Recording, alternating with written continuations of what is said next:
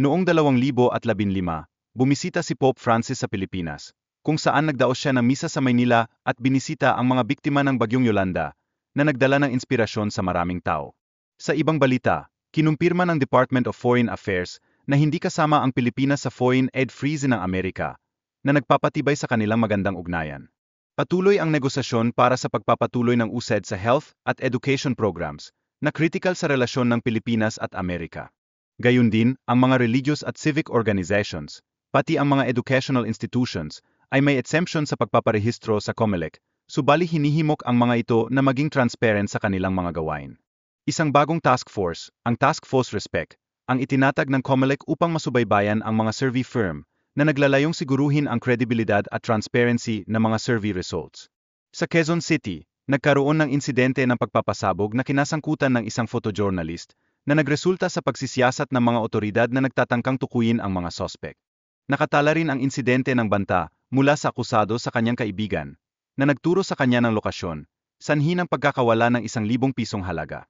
Nagbigay ng paalala ang mga otoridad na tiyakin ang pagkakalak ng mga sasakyan upang maiwasan ang mga insidente ng pagnanakaw, isang mahalagang bahagi ng tamang seguridad.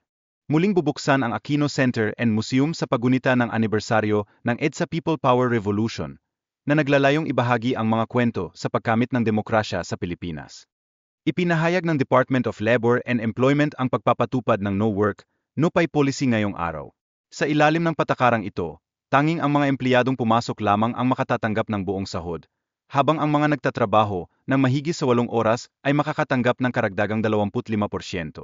Samantala, pinabulaanan na Malacanang ang mga aligasyong magdeklara ng martial law si Pangulong Ferdinand Marcos Jr., walang sapat na ebidensya upang patunayan ang mga paratang na ito, na itinuturing na isang paninira laban sa administrasyon.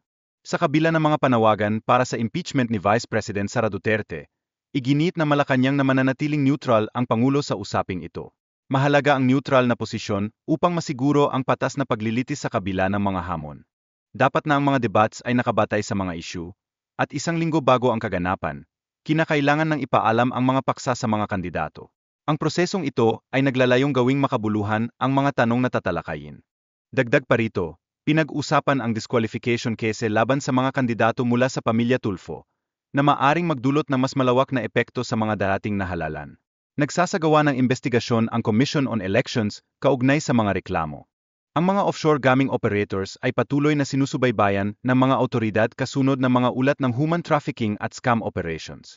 Bilang tugon, pinabilis ng mga ahensya ang proseso ng deportasyon para sa mga dayuhang nahuli. Bilang bahagi ng pagtugon sa food security crisis, ang National Food Authority ay nagbebenta ng bigas sa mga lokal na pamahalaan. Layunin nito na makatulong sa mga mamamayan sa kanilang pangangailangan sa pagkain. Sa ibang balita, formal na nanumpa si Jay Ruiz bilang bagong kalihim ng Presidential Communications Office. Ang kanyang pangunahing layunin ay ang pagbibigay ng tamang impormasyon at ang paglaban sa fake news. Patuloy na nagpapatuloy ang Department of Transportation sa mga proyekto tulad ng North-South Commuter Railway. Ang mga proyektong ito ay bahagi ng pagpapabuti ng transportasyon sa Metro Manila. Nagbigay ng babala ang mga eksperto ukol sa posibleng epekto ng pagtanggal ng mga manggagawa mula sa USAID, na maaring makapagpahina sa mga international responses sa mga krisis. Mahalaga ang ahensyang ito sa pagharap sa mga outbreak ng sakit. Sa larangan ng depensa, nagbigay ng babala ang New Zealand tungkol sa kakayahan ng mga barkong pandigma ng China na nagsasagawa ng military exercises. Kinakailangan ng bansa na mag-invest sa kanilang defense force upang matugunan ang mga hamon. Ang mga military exercises ng China ay nagdulot ng pag-alala sa mga international flights. Ito ay nagbigay dayan sa pangangailangan ng mas mayos na komunikasyon at impormasyon sa mga operasyoning milita. Nagsagawa ng medical outreach at relief distribution ang lokal na pamahalaan sa barangay kung saan naganap ang insidente. Layunin ng inisyatibong ito na matulungan ang mga residente sa kanilang pangangailangan. Ang insidente ay nagdulot ng takot at pangamba sa mga mamamayan ng Maguindanao del Sur. Ang mga lokal na opisyal ay nanawagan para sa mas mataas na seguridad sa kanilang lugar upang matiyak ang kaligtasan ng mga residente.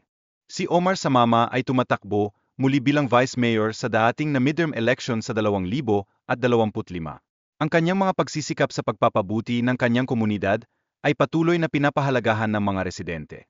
Tungkol sa kalikasan, mayroong 5 uri ng pawikan sa buong mundo, at 3 rito ay makikita sa Bataan, kabilang ang Green Sea Turtle. Mahalaga ang mga pawikan sa marine ecosystem at ang kanilang proteksyon. Noong taong 2023, mahigit 30,000 pawikan ang pinakawalan mula sa hatchery sa Bataan. Ang mga pawikan na ito ay nagmula sa mahigit 20,000 itlog na inalagaan upang matiyak ang kanilang kaligtasan.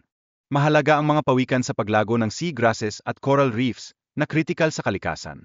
Sila rin ay sensitibo at nangangailangan ng proteksyon sa Subic laban Bay sa mga panganib sa kanilang nagsagawa ng kapaligiran. operational break ang French Carrier Strike Group na pinangunahan ng aircraft carrier na Charles de Gaulle matapos itong dumating sa Pilipinas sa ilalim ng Clemenceau 25 mission.